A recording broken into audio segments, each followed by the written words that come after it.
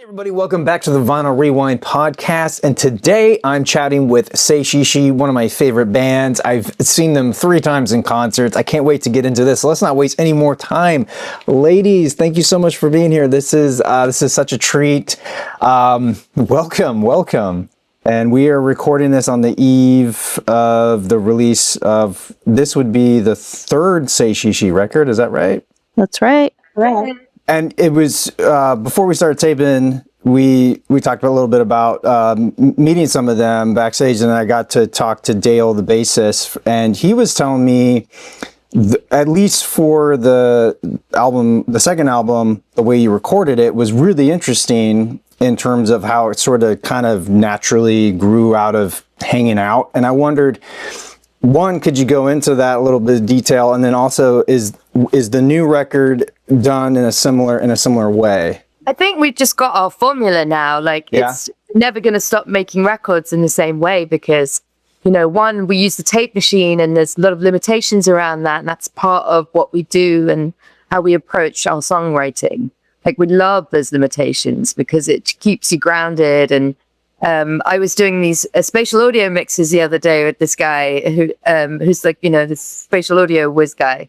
And he was like, I love working on Say Shishi stuff because I open it up and there's only 8 tracks and other things. There's just hundreds and hundreds of tracks. And I'm like, yep, us too, who wants to comb through so many files? And, there's something really beautiful about just recording the song as a live performance to tape. Yeah. And choosing the best of 3 takes. And then there we have it, and we're just so lucky. Our band is so tight that it really only takes 3 goes. Oh, that's amazing. I was just going to say, of course, it's an extension of, this record's an extension of how we made Silver. And, the first song we wrote with the guys was Forget Me Not off of Silver. So the chemistry was pretty instantaneous, I think, from the moment we met them, because that was our first time meeting them when we wrote that song. So, as the years have kind of gone on and we've gotten to know each other better, the writing just comes even more naturally, easier and easier, I think, as time goes on, just because we know each other's strengths and quirks and taste. And it's really amazing to have found our musical family and comfort zone. Can you go into how you guys found each other? Okay, well, the ladies, we all met in New York, down in the Lower East Side in Harlem. It was all just kind of, the music brought us together in both instances. Pia and Naya met first at a rooftop party in Harlem. And then Pia, so they were friends before, they were singing together. And I met Pia because she moved into the building, or I'm sorry, the apartment right above me. So I would hear her singing all the time through the, the old walls of the tenement building, went through the floorboards. So yeah, and then of course I met Naya through Pia. So it all kind of came together super organically and naturally in New York. We were just supporting each other in other projects and just kind of having fun. Partying and hanging out and just being friends in New York. So we had this really strong sort of foundation of friendship. And one day, we were just let's do this together. Let's be at the helm of this creative project. So that's kind of definitely the Cliff Note version of how the 3 of us met. But then as far as meeting the guys, we were signed to Coal Mine. So Terry Cole, after we put out Prism, the first record, he wanted us to kind of go out to LA and have some sessions. So we set up a handful of sessions out there. And the last one, he was like, you guys should go meet Sergio and the guys at Killian. And so, we were kind of over it by the end of the week and just all right, fine. Do we really have to? And of course, super East Coast too. We were like, what are we doing here in California? Everyone's in New York, man. We work with the coolest cats, and we made the first record where they're all Dat Kings and they're dope and they have amazing taste, and we were just like, why would we need to? But who had the last laugh? It was pretty good. We're so grateful to Terry for setting up that session, because that really changed the course of our musical sort of life. It feels like Silver just kind of took off. It just blew up and it just, I was hearing it on radio.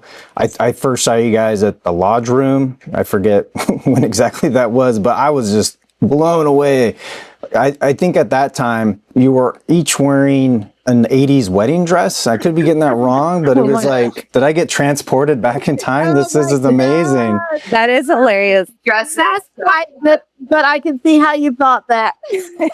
Well, I mean, I apologize again. I think mine was the 80s. Like, this is the. I mean, I was getting visions of Purple Rain, of Prince, of Vanity Six. Like, I was like, this is. Experimenting with that one. I have to say, the Lodge Room is just such a special venue too. Like, shout out to the Lodge Room because they always program really cool up and coming artists. And like, that was our first LA show. They really took a chance on us. Wow.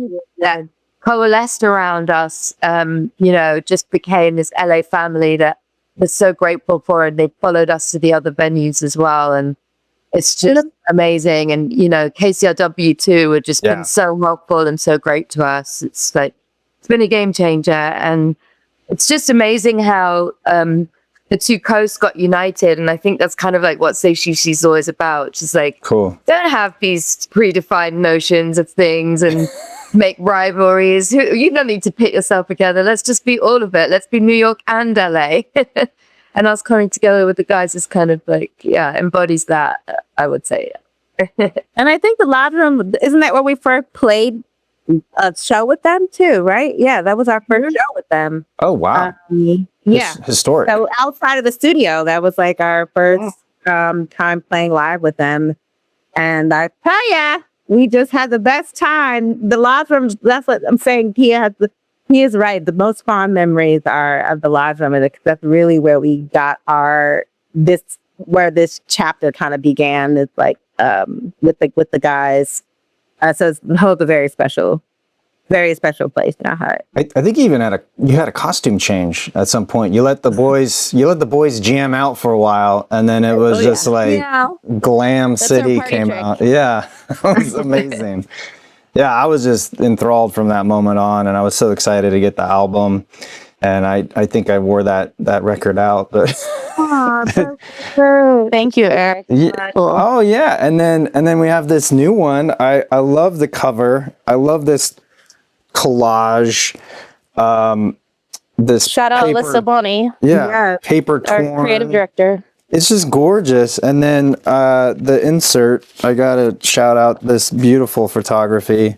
Oh, thank you so much. Yeah, just I think you're hitting all the right cylinders right now. Like VHS is making a huge comeback. Cut and rewind. I don't know. I'm just like I'm feeling a lot of.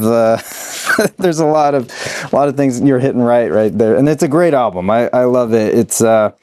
Was there anything interesting you want to talk about the production of this, or any kind of fun anecdotes? It's just been so amazing. Do you mean the production of the actual sleeve and the artwork, or do you mean whatever you want to talk about? Yeah. Oh, Sabrina just said that it was Alyssa Bunny, and she's just probably known as Lulu in our family because she's my big sister. Oh, how cute! That's awesome. She's just amazing, and she really helped kind of like creative direct a lot of our stuff since the early days, and I think. Especially when you're getting your start, using your community and your networks and all your people and people who love you and your project and understand who you are, and can help shape that. It's been really lovely. So she's done, she did Prism, and she did a lot of our music videos, most of them really. From awesome. Forget Me Not Up to Fortune Teller to Prism to, and then she did Cut and Rewind, which is the lead single and track title of the record. And it's just, it's really a quintessential New York album, which is kind of how we came together in lots of ways. Obviously we're pulling from different corners of the record shelf, and influences are all over the place, which is in the best way. I think like that's what's so great about the freedom that we have when we write together. And I think our producers, Sergio Rios, is so good at just kind of letting all the community come together in the room and all the personalities bubble up and everyone just be themselves. And no one can really stop us all just being our individual selves when we stand up to, lay an idea. And I think the way that the process of the way that we write makes the way that Sergio produces the album quite organic too. Things are coming up in real time, and he's crafting and shaping just the same way everyone in the room is in some ways. And I think his production is just amazing, what he does in post and afterwards. You know, he records things really well. That's the key to group, is how things are recorded. And he's really built this amazing studio, Kenyan Sound, that's kind of a labor of love that he's like built from, you know, piecing things together. And it's very DIY. It's not some like bought fancy studio. It's something that has like stories in the walls and sweat on the floorboards. And you know, it gets to be a little sweatbox good time, you know, when we're in the height of our writing in the hot months. Right, it is in the valley, right? Yeah. It's a lot hotter out there. Which is why we don't record in August ever. It's a rule, a band rule. It's special though, like that sort of time that we had. And we made the record in a couple of writing sessions over the year. So we'll be running off tour, you know, running around, going to, you know, Europe, going to the UK, coming back to the States. We'd have like 2 days and we'd be like cramming in sessions. Then we'd have a week cramming sessions. And it just became this really special, process that was made over the course of a year. Yeah, I feel like every time I open up Instagram, you guys are in some other amazing place playing music. It's so cool. We're so excited to tour this album because, you know, we've been playing songs from Silver for quite some time. So it's just exciting to be able to play new stuff, of course. I got a little taste of that at the Skirball. I think you guys played a couple tracks. Because, that's right. Because Cut and Rewind was already out. I think we, of course, played Disco Life because we just couldn't help ourselves. I don't know if that was out yet. But and then Under the Sun. So, to kind of dive into the rest of the album, too, will be really fun. Because we're going to the UK and Europe in November, and then of course we're gonna announce next week, but we'll have a tour in the States as well early next year. Awesome. I wonder if we could also talk about this record. Yeah, this Neal Francis record that I was like, wait, what? you're like pretty much one half of this record. It's amazing. How did this come about with Neal Francis? So Sergio is actually his producer too. Okay. But we have this beautiful fun. I mean, he's an amazing artist, an incredible person too, and a dear friend. And he's just got, I mean, his style and his style of writing too is just so easy. And he's incredible pianist, and he gets it. You know, he gets the tape sound and he gets the analog recording sound, and he wanted to make this kind of more disco focused record, and I think he did a fantastic job, and Sergio killed it. So it was a no-brainer to ask us to come in, and it started as us doing some backgrounds, and then we ended up like, you know, having a bit more of a feature in some of the songs. But it was just really fun to back him up and to kind of do the 3-part harmonies for him. Yeah, that's so fun. So fun. How well your voices do blend together, and you find just places to complement each other and also let each other shine at different moments. And for me, it's a fun game to play. Like, okay, who is this? Who's singing this part? You know what I mean? It's always a treat to do that. And of course, you can kind of cheat and see you guys live and be like, oh, okay, now I'm starting to get it. But that's got to be fun for all of you to kind of. To do that, I would assume. So Definitely fun. And sometimes people say, "Who's that man singing?" And we're like, "That's Naya's voice." When she's channeling a low, deep tone or going a little Grace Jones rogue. And then sometimes Sabrina and I are like, because we write on the spot and record it sometimes right then and there. When it's time to perform, it's like, well, who? Is that you or me singing that note? That happens. Yep. No, but I think it's just come so naturally to all of us that it's really fun to just build harmonies like on the spot. It happens in like literally 2 seconds. It's not really, we don't really think too hard about it. Kind of just, and sometimes we will only want 2 harmonies, and like, it's not a big deal. It's like, it doesn't always have to be 3-part, but like, of course that is kind of like, that's the most fun for us and kind of like what we do a lot. I will say though, my favorite moment of Cut and Rewind is there's a song called "Do All Things with Love," and the girls have this like battle off, and we call it the kittens. Yeah, that's right. Yeah, it's really cool, and it's like So high. what's incredible. Yeah, it's super high, and it's a little like a descending chromatic scale at the end, and like Wow. you know, we write these things, and it's like no, this is needs to be two voices in this moment, and it's just I love that moment. Look out for the kittens and do all things with love, and tell me if you like it. Their wave formation is unbelievably similar. It's really crazy if you look at the screen, you know, when you're recording your vocals, you can see the wave formation. Oh, And wow. mine's sort of down here and agitated. We all have a very distinctive, you know, when you're going through on, you know, when you're engineering things or when you're going through making edits or whatever, or doing the mixes, you can tell just by looking at the wave formation who it is. But you can't always tell with Sabrina and Naya because it's literally unbelievable. And in fact, their voices sounded so similar on that part in the kittens that we had to pan the mix left and right to really make it stand out. So it didn't sound like the same person just singing. So you could feel the battle off. Right. Obviously, sing that stuff live, it's really, you know, impactful. But how do you get that across in the recording? And so, I'm kind of learning how to get things across, because our goal was always to make records that the way that we sound on the record is how we perform live. Right. Right. Yeah. So you've got to find creative ways of making that so obvious and separating the parts out. Is that ever like, I wouldn't say a limitation, but obviously that's a consideration. Like, okay, whatever we do in the studio, we got to be able to do it out there. But do you think like in the future you might push that boundary, maybe make, I don't even know where you would go, make more of like a Genesis, Pink Floydian type disco opera, maybe with like other things? Never say never. That sounds awesome. That will be great. A Xanadu. I'm thinking Xanadu. That's probably would be better.